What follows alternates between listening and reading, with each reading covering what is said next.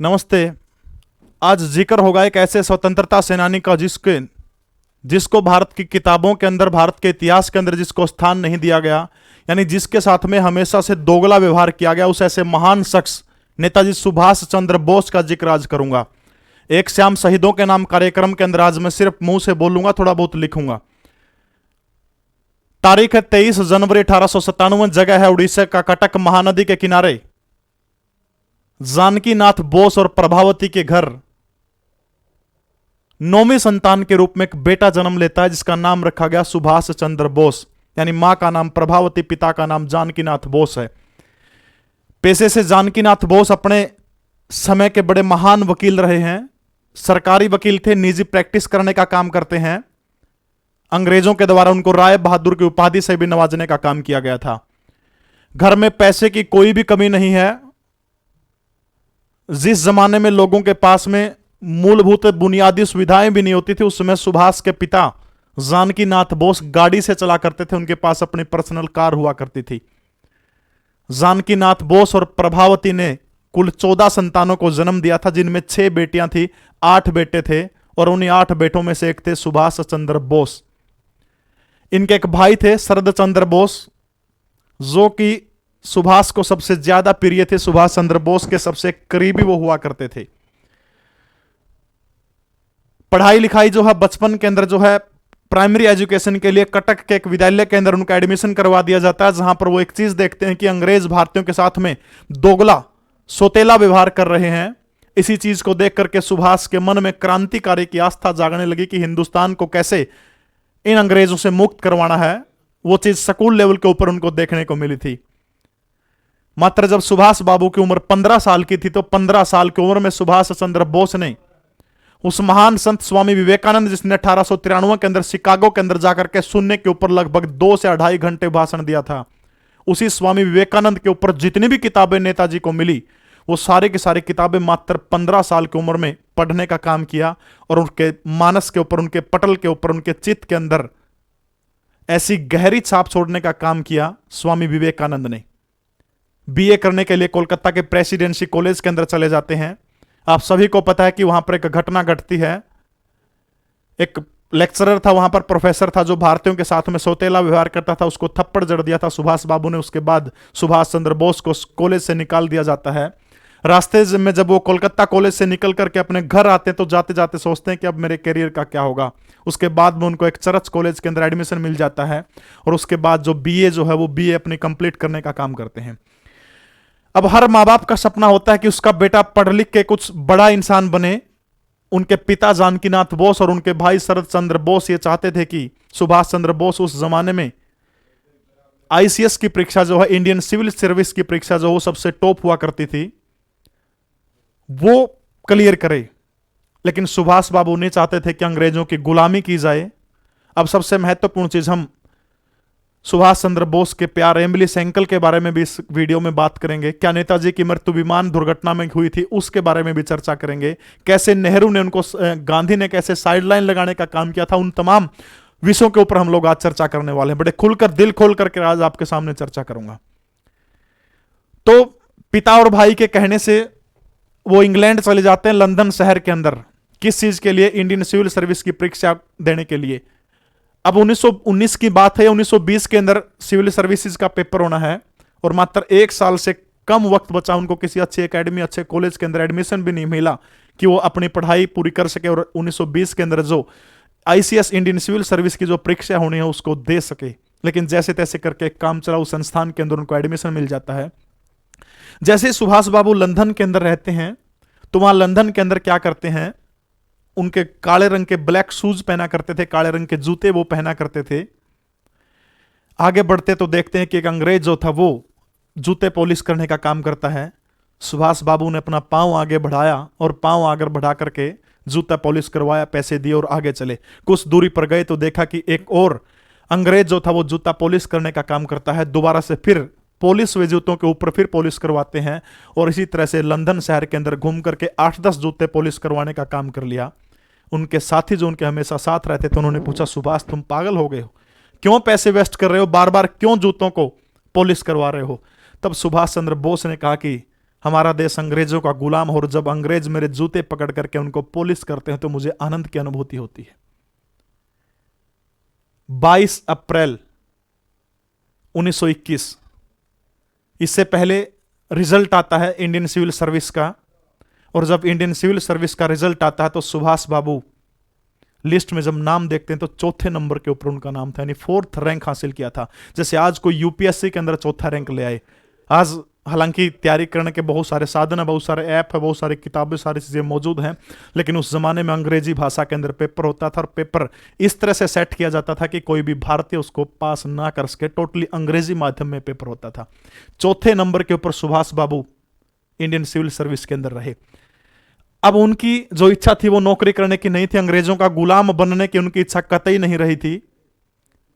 मन में एक विचार आता है कि मैंने पिता और भाई का सपना पूरा कर दिया, अब मैं अपनी बचे हुई जिंदगी को सिर्फ और सिर्फ देश सेवा के अंदर लगाना चाहूंगा। मात्र 24 साल उम्र उस समय नेताजी सुभाष चंद्र बोस की थी।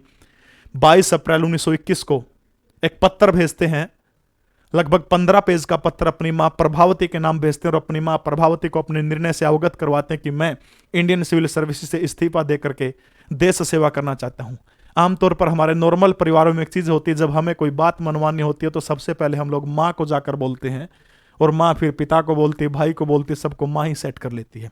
प्रभावती ने जानकीनाथ बोस से कहा कि बेटे की इच्छा है, आपकी इच्छा बेटे ने पूरी कर दी है, बाप उनकी इच्छा को पूरा करने का काम करिए। उस 15 पेज को, पन्नों को अगर मैं यहाँ पढ़कर सुनाऊं तो बहुत काफी समय लग जाएगा, उनके बारे में चर्चा नहीं करते। और वो तारीख आ जाती है 22 अप्रैल 1921 को। भारत के तत्कालीन सचिव मॉन्टेग्यू को एक पत्र लिखते हैं, पत्र के अंदर रिजाइन देने का काम करते हैं, क्योंकि वो कभी भी गुलामी नहीं चाहते थे। भारत आ जाते हैं इस्तीफा दे करके, और जब भारत आते हैं तो वो भाषण ऐसा दिया करते थे कि गजब का भाषण देते थे, क्योंकि उनके भाषण को सुनने के लिए लोग दूर दूर से आया करते थे। ऐसी वाक्पटुता के धनी नेताजी सुभाष चंद्र बोस हुआ करते थे। जब भारत आए तो महात्मा गांधी से उनकी मणि भवन के अंदर मुलाकात होती है। तब महात्मा गांधी उनको कहते हैं कि आप कोलकाता जाइए, क्योंकि जिस अविभाजित बंगाल के अंदर उनका जन्म हुआ था, उड़ीसा आज का बिहार और बंगाल जो है वो सब मिलाकर के बंगाल हुआ करता था, कि आप कोलकाता जाइए, कोलकाता जाकर के अपनी जो है बात रखिए, आज़ादी के आंदोलन को आगे बढ़ाने का काम करिए। और कोलकाता के अंदर वो दास बाबू के साथ में मिलकर काम करते हैं। दास बाबू कोलकाता नगर निगम के महापौर चुने जाते हैं, और उसके बाद सुभाष बाबू को भी नगर निगम के अंदर वो काम पे रख लेते हैं। और धीरे धीरे करके जो स्वतंत्रता सेनानी जो शहीद होते थे उनके परिजनों को कोलकाता नगर निगम के अंदर नौकरी दिलाने का काम सबसे पहले नेताजी सुभाष चंद्र बोस के द्वारा ही किया गया था। बात है 1925 की। 1925 के अंदर एक व्यक्ति जिसका नाम है गोपीनाथ साहा। गोपीनाथ साहा ने कोलकाता के तत्कालीन एसपी को मारना चाहा, और जब तत्कालीन एसपी को गोपीनाथ साहा ने गोली से उड़ा दिया, तब नेताजी सुभाष चंद्र बोस उन्होंने अंग्रेजों से मांग की कि गोपीनाथ साहा का शव मुझे दिया जाए, और तब अंग्रेजों से उनका शव लेकर के उसका अंतिम संस्कार किया। तब अंग्रेजों ने सोचा कि इसके अंदर कहीं ना कहीं सुभाष चंद्र बोस का भी हाथ है। तब उन्होंने नेताजी को पकड़ करके म्यांमार की मांडले जेल के अंदर भेज दिया। दोस्तों, ये मांडले जेल इतनी खतरनाक जेल है, यदि कोई भी कैदी लगातार वहां पर 6 या 1 साल, 6 महीने 1 साल तक रह जाता है तो वहां बिना बीमारी के बच के आना नामुमकिन है उस जेल के अंदर, क्योंकि वहां हालात ऐसे है, खाना ऐसा है, यदि ना खाए तो मर जाए और खाए तो मर जाए। और आपको जानकर विडंबना होगी कि 1925 के अंदर जब वो मांडले जेल के अंदर बंद हैं, 3 लोगों को उन्होंने चुना था। 3 लोगों के अंदर एक तो सबसे पहला नाम अरविंदो घोष का आता है, स्वामी विवेकानंद नाम आता है, और तीसरा नाम चित्तरंजन दास का आता है। 1925 के अंदर मांडले की जेल के अंदर जो मांडले का रेलवे स्टेशन है उसके ऊपर एक खबर आती है कि चित्तरंजन दास नहीं रहे। यह खबर सुनकर के नेताजी बड़े मायूस होते हैं, दुखी होते हैं, क्योंकि भारतीय स्वतंत्रता संग्राम का एक अग्रिम सितारा उनको छोड़ करके चला गया था। इन्हीं खराब हालातों में एक खतरनाक जेल मांडले के अंदर नेताजी सुभाष चंद्र बोस को टीबी हो जाती है, और जब लगा कि अब तो टीबी से उभर पाना बड़ा मुश्किल, अंग्रेजों ने सोचा कि यदि नेताजी सुभाष चंद्र बोस की मृत्यु यदि जेल के अंदर टीबी के कारण होगी तो हिंदुस्तान के अंदर क्रांति हो जाएगी। तब उन्होंने नेताजी को कहा कि हम आपको इलाज के लिए यूरोप भेज देते हैं, क्योंकि नेताजी सुभाष चंद्र बोस का परिवार, मैंने पहले जिक्र किया, बड़ा अमीर खानदान से वो संबंध रखते थे। चाहते तो पूरी जिंदगी ऐशो आराम की काट सकते थे, लेकिन कुछ समय लेकर के वो यूरोप चले जाते हैं, और लगभग 1933 से लेकर के 1936 तक वो यूरोप के अंदर इलाज करवाते हैं। उसी दौरान ऑस्ट्रिया के अंदर मोतीलाल नेहरू की बहू जवाहरलाल नेहरू की पत्नी कमला नेहरू का कैंसर के कारण निधन हो जाता है। तब नेहरू को सांत्वना देने के लिए वो ऑस्ट्रेलिया भी गए थे। 1934 के अंदर इनके पिता की मृत्यु हो जाती है। पता चलता तो वो कोलकाता आते हैं छिप करके, और कोलकाता के अंदर उनको फिर दोबारा से बंदी बना लिया जाता है। फिर इलाज की शर्त के ऊपर दोबारा से फिर वो यूरोप आ जाते हैं। अब बात आती है साल 1934 की। 1934 के अंदर ऑस्ट्रिया के अंदर वो एक अंग्रेजी किताब लिखना चाहते थे। इसके लिए उन्होंने अपनी किताब के लिए एक टाइपिस्ट की आवश्यकता थी। उनके एक मित्र थे, उनके मित्र ने एक महिला से, एक लड़की से मुलाकात करवाई। उस लड़की का नाम है एमिली सेंकल। एमिली सेंकल नेताजी के लिए नोट्स टाइप करते करते, उनकी किताब के लिए नोट्स टाइप करते करते नेताजी के लिए नोट्स टाइप करने लगी, क्योंकि एमिली सेंकल ने नेताजी के दिल के अंदर बड़ी जगह बना ली थी। और धीरे धीरे करके एमिली सेंकल से उनको बहुत ज्यादा प्यार हो जाता है, लेकिन ये बात वो किसी को नहीं बताते। छिप छिप करके मिलते हैं एमिली सेंकल से। जरा सोच के देखिए, कहां पर यूरोप है, कहां पर भारत की बंगाल की सभ्यता के अंदर पला बढ़ा एक नौजवान है, कहां जाकर के प्यार हो जाता है। दोबारा से बोस बाबू भारत लौटते हैं। इतना लंबा समय उन्होंने गुजार दिया यूरोप के अंदर, उसके बाद जब भारत लौटते हैं तो उनकी लोकप्रियता में किसी प्रकार की कोई भी कमी नहीं होती। एमिली सेंकल को एक बार मैं यही छोड़े देता हूं, दोबारा से फिर उसी एमिली सेंकल के ऊपर हम लोग 1942 के अंदर आएंगे। अभी के लिए मैं आपको ले चलता हूं हरिपुरा अधिवेशन के अंदर। जी हां, इसी कांग्रेस के 51वें हरिपुरा अधिवेशन के अंदर आपको ले चलता हूं, जहां पर नेताजी सुभाष चंद्र बोस को 51 बैलों के रथ में सवार करके स्वागत के लिए नेताजी सुभाष चंद्र बोस को लाया गया था। और 1938 के इसी कांग्रेस के 51वें हरिपुरा अधिवेशन के अंदर नेताजी सुभाष चंद्र बोस को कांग्रेस पार्टी का अध्यक्ष बनाया जाता है, जहां पर वो दो काम करते हैं। पहला काम है कि योजना आयोग का गठन करते हैं। वो योजना आयोग नहीं जो आज नीति आयोग बना हुआ है। इस योजना आयोग का गठन नेहरू के नेतृत्व में 15 मार्च 1950 को हुआ था, लेकिन एक और योजना आयोग था जो 1938 के अंदर बनाया गया था नेताजी सुभाष चंद्र बोस के द्वारा। दूसरी सबसे महत्वपूर्ण चीज, एक और विभाग बनाते हैं, विज्ञान परिषद की स्थापना करने का काम करते हैं। एक साल जैसे तैसे करके इनका गुजर जाता है। सुभाष चंद्र बोस की विचारधारा जो थी एक तरह से क्रांतिकारी विचारधारा थी, क्योंकि और उसी क्रांतिकारी विचारधारा को भांपने का काम महात्मा गांधी काफी पहले कर चुके थे। आपको थोड़ा सा पीछे ले जाना चाहूंगा, बात है 1928 की।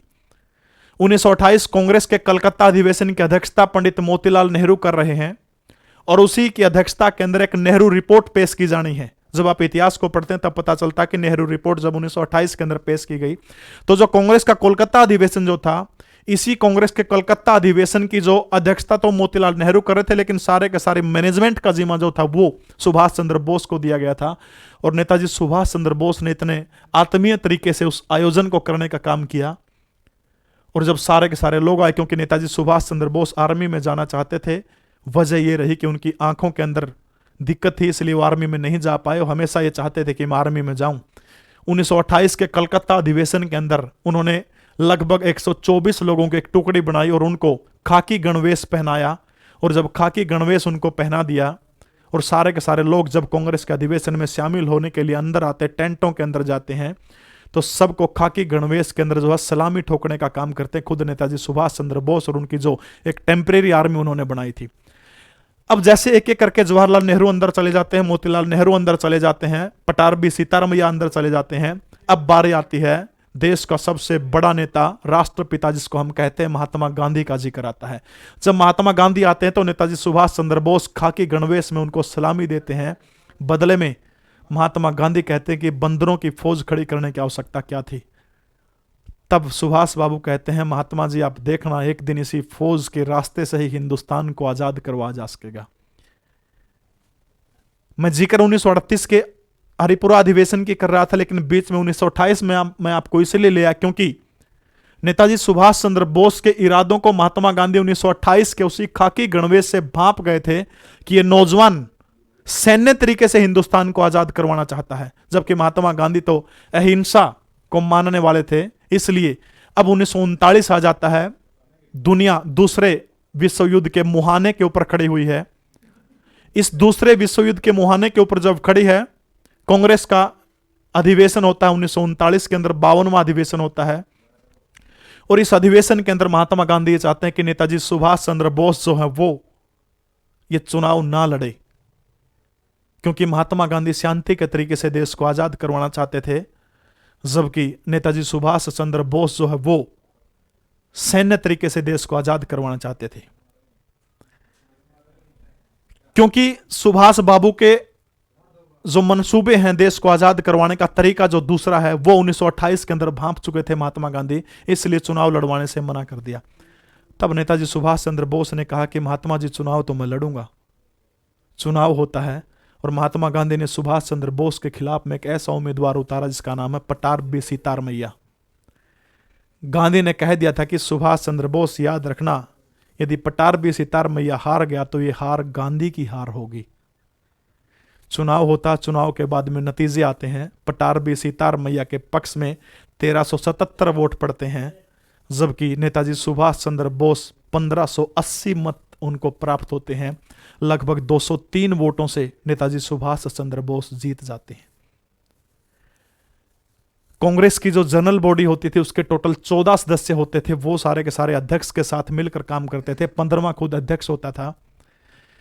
महात्मा गांधी के एक इशारे के ऊपर 12 सदस्यों ने इस्तीफा दे दिया। अब कांग्रेस के अध्यक्ष सुभाष चंद्र बोस के साथ में काम करने के लिए केवल और केवल 2 ही व्यक्ति हैं, जवाहरलाल नेहरू और दूसरे उनके भाई शरद चंद्र बोस।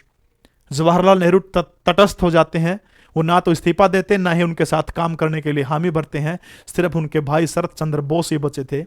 अब ऐसे में क्या करते? देखिए, एक बड़ी दिलचस्प बात यहां पर यह है, दोनों का टारगेट एक ही है। महात्मा गांधी भी हिंदुस्तान की आजादी चाहते हैं, सुभाष चंद्र बोस भी हिंदुस्तान की आजादी चाहते हैं। गांधी अहिंसा के बल पर चाहते हैं, लेकिन सुभाष चंद्र बोस गांधी को कहते हैं कि अब 1939 आ चुका, दूसरा विश्व युद्ध शुरू हो चुका है, अब आपके अहिंसा के मार्ग को कोई मानने वाला नहीं है। दोनों का लक्ष्य बड़ा पवित्र है।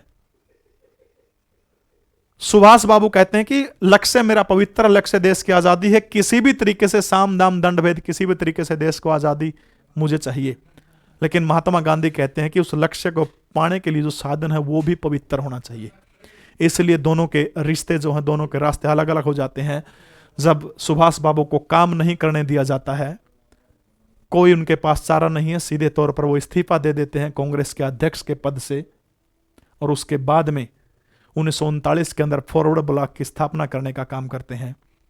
धीरे धीरे करके भारत जब अंग्रेजों को यह लगने लगा कि ये सुभाष नाम का युवक चैन से नहीं बैठने देगा, अंग्रेजों ने क्या किया, नेताजी सुभाष चंद्र बोस को घर के अंदर नजरबंद कर दिया। जरा सोच के देखिए, जिस व्यक्ति को घर में नजरबंद किया हुआ, किसी को सुभाष चंद्र बोस कुछ नहीं बताते।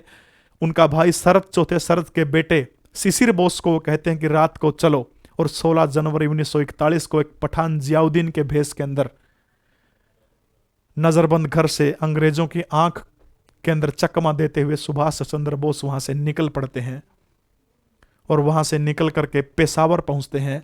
पेशावर से वो काबुल जाते हैं, काबुल से वो मास्को जाते हैं, और मास्को के बाद में जर्मनी की राजधानी बर्लिन वो पहुंच जाते हैं।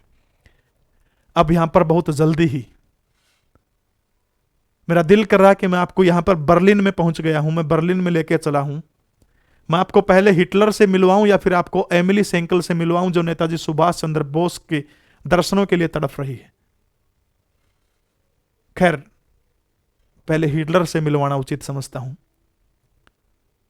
हिटलर की एक खास बात थी कि वो कभी भी सीधे डायरेक्ट किसी से नहीं मिलता था, वो अपने हम शकल रखता था।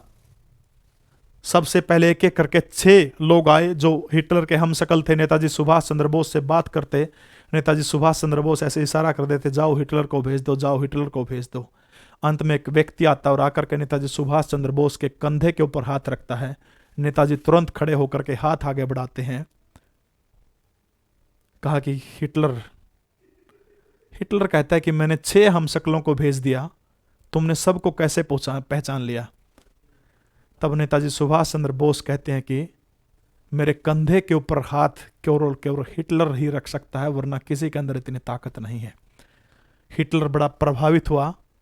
कुछ दिन पहले हिटलर ने एक मीन कैफ नाम की अपनी आत्मकथा लिखी थी। और उस आत्मकथा में उसने भारतीयों के बारे में कुछ गलत सलत कहा था, तब नेताजी सुभाष चंद्र बोस के कहने से उन्होंने माफी मांगने का काम किया था। हिटलर ने कोई अच्छा आश्वासन नहीं दिया कि मैं भारत के आजादी के लिए अंग्रेजों से लड़ूंगा। धीरे धीरे यह लगा कि अब तो यहां से निकलना होगा। लेकिन उससे पहले आपको मिलवा देता हूं एमिली सेंकल से। अभी तक शादी नहीं की है दोनों ने। अब एमिली सेंकल जो है, मिलते हैं दोनों के दोनों 1942 के अंदर, और जब 1942 के अंदर मिलते हैं, शादी करते हैं और वियना नामक देश के अंदर एक बेटी को जन्म देती है एमिली, जिस बेटी का नाम अनीता बोस रखा जाता है। आपको जानकर बड़ी खुशी होगी कि आज भी अनीता बोस जिंदा है। सिंगापुर के अंदर 1943 के अंदर आजाद हिंद सेना का गठन हो जाता है। पुत्री के जन्म के बाद अपने प्यार को नेताजी सुभाष चंद्र बोस वहीं सिंगापुर के वियना के अंदर छोड़ देते हैं और देश की आज़ादी के लिए अपनी छोटी सी बेटी को और अपनी इतनी मासूम सी पत्नी को छोड़ करके हिंदुस्तान की आज़ादी के लिए वो सिंगापुर के अंदर आज़ाद हिंद फौज के गठन के लिए निकल पड़ते हैं। जब मैं नेताजी के बारे में पढ़ता हूं तो पढ़ करके आंसू से आंसू छलकना बड़ी स्वाभाविक सी बात है। 6 जुलाई 1944 को आज़ाद हिंद फौज के निजी रेडियो स्टेशन से उन्होंने भाषण दिया था और महात्मा गांधी को संबोधित करते हुए कहा था कि हे राष्ट्रपिता, हिंदुस्तान की आज़ादी का आखिरी युद्ध अब शुरू होने वाला है और अब भी अहिंसा का मार्ग छोड़ करके हमारे साथ में आ जाइए। युद्ध के बिना हिंदुस्तान आज़ाद नहीं हो सकता। और तब उन्होंने महात्मा गांधी को 6 जुलाई 1944 को राष्ट्रपिता की उपाधि से नवाजने का काम किया था। उनके भाई शरद चंद्र बार बार कहा करते थे सुभाष से कि सुभाष, इस महात्मा गांधी ने तुम्हें क्या दिया है? 1939 के अंदर कांग्रेस के अध्यक्ष पद से तुमको हटवा दिया, कभी भी तुम्हारी बात नहीं मानी, उसके बाद भी तुमने इस शख्स को राष्ट्रपिता की उपाधि से नवाजा। मैंने राष्ट्र के पुत्र सुने हैं, राष्ट्र के सपूत सुने हैं। आपको जानकर ताजुब होगा कि संभवतः भारत दुनिया का इकलौता देश होगा जहां का राष्ट्र का पिता है। राष्ट्र का पुत्र हो सकता है लेकिन राष्ट्र का पिता शायद और शायद हिंदुस्तान के अंदर आपको देखने को मिलेगा। लेकिन महात्मा गांधी ने सुभाष बाबू के साथ में आने से मना कर दिया। बात है 18 अगस्त 1945। एक बम वर्षक विमान से वो मंचूरिया जा रहे थे और विमान दुर्घटनाग्रस्त हो जाता है और उसके बाद नेताजी लापता हो जाते हैं। 23 अगस्त 1945 को टोक्यो रेडियो स्टेशन एक खबर देता है कि नेताजी सुभाष चंद्र बोस इस दुनिया में नहीं रहे। और इस खबर को उनकी पत्नी एमिली सेंकल सुन रही है। एक तरफ वो बिल्कुल टकटकी लगाकर रेडियो से सुन रही कि शायद नेताजी के आखिरी 2 शब्द मुझे सुनने को मिल जाए, क्योंकि वो मानने को तैयार नहीं थी कि नेताजी इस दुनिया से चले गए। जरा सोच के देखिए, जिस एमिली से इतना बेहद बेहद इतना प्यार करते थे, जिस एमिली सेंकल से बिना बताए उसको अलविदा कहे गए नेताजी सुभाष चंद्र बोस। माफी चाहता हूं, ऐसे प्यार को देख करके आंखें नम होना स्वाभाविक है। नमन करता हूं ऐसे महान शख्स को। अब उनकी मृत्यु के बाद बार बार इस चीज का जिक्र होता है कि क्या नेताजी वास्तव में उनकी मृत्यु हुई थी। बहुत सारे कमेटियां बनाई गई, उन कमेटियों का भी कोई भी आज तक कोई ऐसा फैसला नहीं हो सका कि नेताजी की मृत्यु हुई थी। हां, उत्तर प्रदेश के लखनऊ के फैजाबाद के अंदर एक बूढ़े व्यक्ति को देखा गया, कहा गया था कि यही सुभाष चंद्र बोस हैं। लेकिन प्रामाणिकता के आधार पर यह कतई नहीं कहा जा सकता कि नेताजी सुभाष चंद्र बोस की या तो मृत्यु 18 अगस्त को हुई थी या फिर 1985 के अंदर उसी बाबा के रूप में नेताजी सुभाष चंद्र बोस थे। जिस समय देश आजाद होता तो आजादी के बाद जवाहरलाल नेहरू सरकार ने बहुत सारी रिपोर्टों को सार्वजनिक करने से इनकार कर दिया था, उन फाइलों को सार्वजनिक करने से इनकार कर दिया था। अब 100 फाइलों को उजागर किया, लेकिन किसी भी फाइल के अंदर नेताजी सुभाष चंद्र बोस की मृत्यु का कोई भी रहस्य हमें देखने को नहीं मिलता है।